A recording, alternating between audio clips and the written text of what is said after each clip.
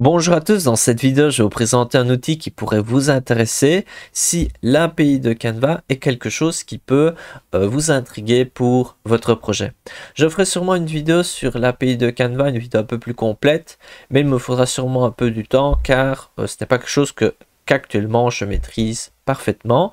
Et donc si ça vous intéresse l'API de Canva, n'hésitez pas à me le mettre en commentaire, comme ça va me motiver un peu pour apprendre davantage, pour vraiment vous donner de bonnes infos.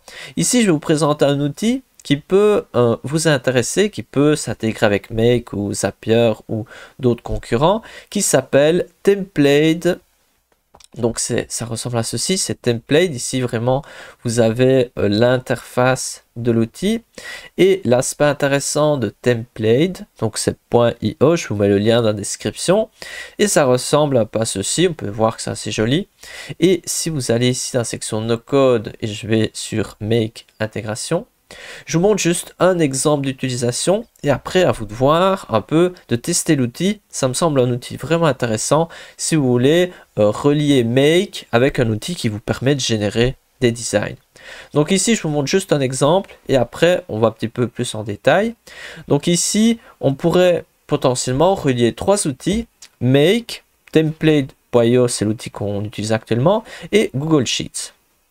Alors première étape, il faut avoir un compte sur les trois outils. Ensuite, lorsque c'est fait, on peut aller sur template.io. On va pouvoir créer un design. On peut voir que l'interface est relativement simple par rapport à cette catégorie d'outils qui est parfois un peu complexe.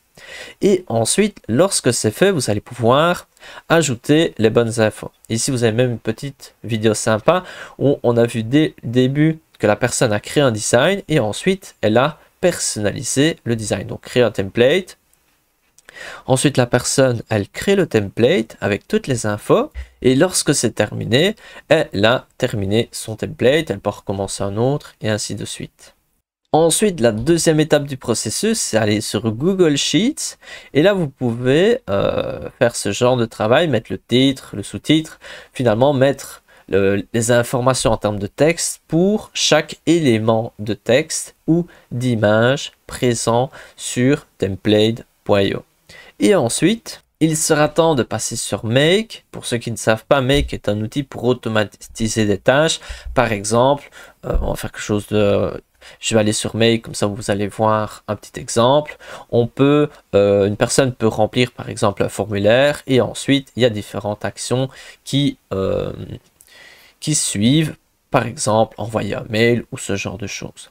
Make peut s'intégrer avec plein d'outils et l'avantage premièrement c'est que c'est relativement simple par rapport à ses concurrents. Ce n'est pas quelque chose de particulièrement facile, mais ça reste quand même relativement simple et le prix est tout à fait contenu par rapport à l'utilité de l'outil. C'est relativement, je pense que c'est quand même peut-être le meilleur outil dans le secteur, même si ça dépend parfois des besoins spécifiques.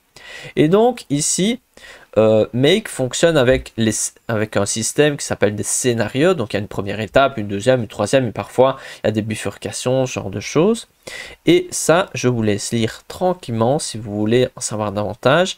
Et je vous ferai une vidéo par la suite avec un exemple concret d'utilisation de template.io, mais ce sera pour une prochaine fois. Et là aussi, n'hésitez pas à dire dans les commentaires si ça vous intéresse. Lorsque le scénario est créé, vous allez pouvoir créer ici la clé API qui vous permettra finalement de relier les différents outils et donc ça vous allez pouvoir la générer facilement avec template.io. Et pour terminer, vous allez devoir aller sur Make pour relier les différents outils et indiquer dans la zone titre, je dois relier ceci et ce genre de choses. Et pour terminer, vous allez pouvoir tester pour voir si ça marche et vous allez obtenir vos différents templates. Je vous mets le lien de cet article dans la description.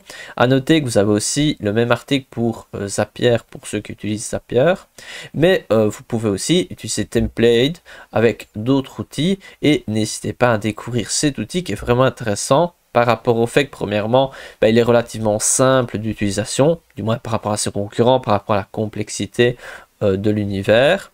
Mais il est aussi important de savoir que la version gratuite est relativement limitée et ça c'est aussi à connaître. Et c'est donc davantage destiné à des personnes qui vont vraiment utiliser cela de manière fréquente. C'est tout pour cette vidéo, je vous mets les liens dans la description, donc n'hésitez pas à regarder de votre côté. N'hésitez pas à m'écrire en commentaire par rapport au fait si vous voulez une vidéo complète sur template.io plus une vidéo complète sur l'API de Canva. Et en fonction des commentaires, je me mettrai peut-être à vous préparer cela pour les semaines prochaines. Et pour ne pas louper ces prochaines vidéos, n'hésitez pas à vous abonner et on se retrouve dans une prochaine vidéo.